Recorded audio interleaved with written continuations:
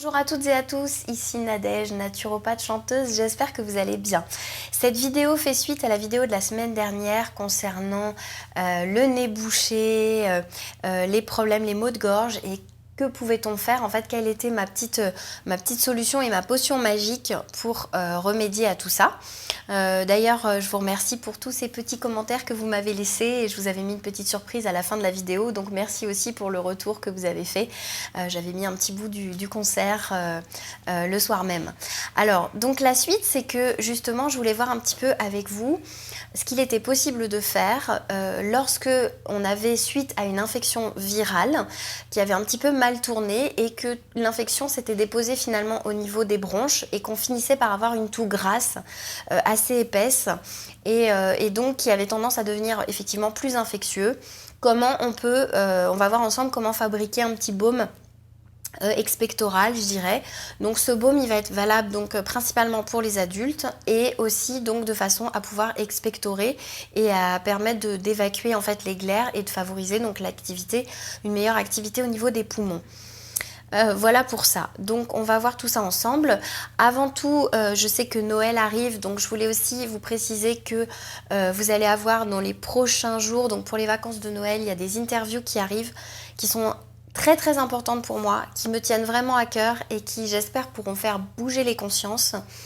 Vous avez une interview qui va arriver d'une maman donc de Mélodie qui a un enfant qui est autiste et qui explique un petit peu tout son parcours. Donc je compte sur vous pour bien accueillir cette vidéo parce que je trouve que l'autisme on n'en parle pas assez, surtout l'autisme sévère. Et principalement l'autisme, je ne parle pas des autistes Asperger, mais vraiment de l'autisme dont on ne parle pas justement et qui est très courant. Voilà, donc c'était une vidéo vraiment, je compte sur vous encore une fois pour lui réserver un très bon accueil et pour partager au maximum cette vidéo. Et puis il y aura une deuxième vidéo aussi à venir sur quelqu'un qui fait partie de ma vie depuis plusieurs années, donc un guérisseur qui est guérisseur depuis plus de 40 ans et qui a plein de choses également à vous partager.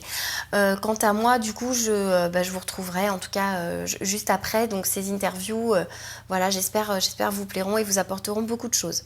Donc on va voir ensuite donc le fameux petit baume, donc comment on procède. Donc pour la toux grasse principalement, donc pas pour la toux sèche, mais pour la toux grasse. Donc tout simplement à base d'huile essentielle. C'est vraiment une formule qui pour moi est je dirais pratique, voilà, quelque chose de pratique à faire rapidement. Vous allez avoir besoin d'huile de jojoba. À défaut, si vous n'avez pas d'huile de jojoba, vous pouvez prendre n'importe quelle huile que vous avez dans votre cuisine, de l'huile de tournesol, de l'huile d'olive, feront l'affaire.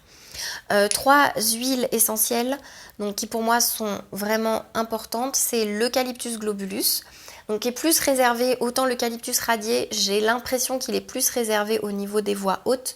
Quand c'est un petit peu plus bas, on va plutôt favoriser l'eucalyptus globulus. Ensuite, le romarin acénéol, donc chémotypé cinéole. Donc vous voyez que mes flacons ont bien vécu. Et enfin, un dernier petit, le sapin de Sibérie, qui en plus sent très bon et qui est très agréable. Et tout simplement, ce qu'on va faire, c'est qu'on va prendre, donc au creux de la main, on va prendre un petit peu d'huile de jojoba, un petit peu, donc une bonne rasade quand même d'huile de jojoba. Ça peut être l'équivalent d'une cuillère, je dirais une bonne cuillère à café. Ensuite, on va mettre avec ça donc à peu près 3 gouttes de chaque flacon.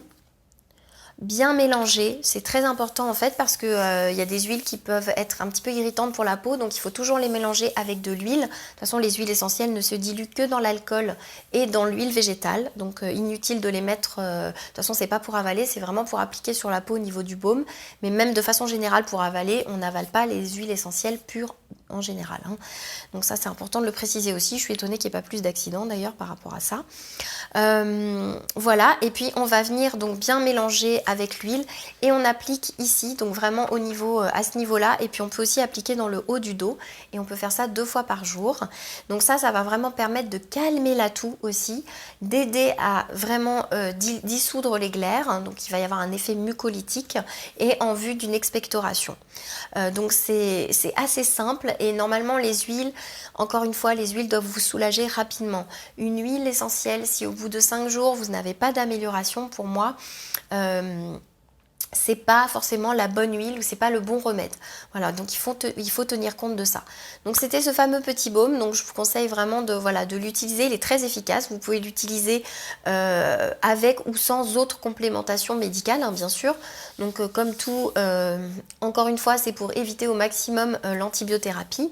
Maintenant, encore une fois, on est d'accord que si vous êtes à l'article au bord de l'urgence et de la mort, bah, évidemment, on va peut-être agir et on va peut-être faire autrement. Donc là, effectivement, on va avoir besoin d'un support, on va dire, plus costaud. Mais en attendant, voilà, si on peut éviter de passer par là, c'est bien. Évidemment aussi, je vous avertis aussi sur tous les conseils qu'il y a en plus au niveau de l'alimentation, évidemment. Donc on va pas manger de sucre pendant ces périodes-là. On va peut-être manger moins, quitte à faire une petite diète au potage aux légumes, par exemple, pendant une journée, histoire de reposer son corps et de dispatcher l'énergie au niveau du tube digestif. Et ben on va pouvoir la dispatcher justement pour guérir plus rapidement et se remettre plus rapidement. Si vous regardez les enfants, je sais pas, mais quand on observe un enfant, souvent quand il est malade, il ne s'alimente pas. Eh bien c'est normal, c'est tout simplement les lois naturelles qui font qu'on n'a pas besoin de s'alimenter pendant un certain temps pour pouvoir redémarrer l'activité et la vitalité de l'organisme. Donc c'est tout à fait normal et c'est tout à fait logique. Donc si on n'a pas faim, on ne mange pas tout simplement, on repose son corps. Voilà, ça c'est important aussi de le préciser parce que je vous donne beaucoup de remèdes, mais évidemment il y a toutes les mesures d'hygiène à côté que vous retrouvez sur cette chaîne, que vous retrouvez dans mes formations régulièrement. Si vous voulez bien sûr aller un petit peu plus loin, vous avez toujours le kit, les essentiels de la santé qui se trouve toujours en dessous de cette vidéo. Je ne sais pas mis systématiquement dans toutes les vidéos, mais vous savez que vous avez ce kit que vous pouvez utiliser gratuitement et puis pour lesquels justement vous pouvez renforcer votre vitalité, conserver votre vitalité au maximum et améliorer votre santé. Voilà, en attendant je vous dis donc de la suite donc des vidéos, des interviews qui arrivent dans les prochaines semaines. Je sais que c'est la période de Noël, donc je vous souhaite de très belles fêtes à vous ainsi qu'à vos proches. Voilà, et puis profitez bien de tout ça et on se retrouve très très bientôt. Ciao!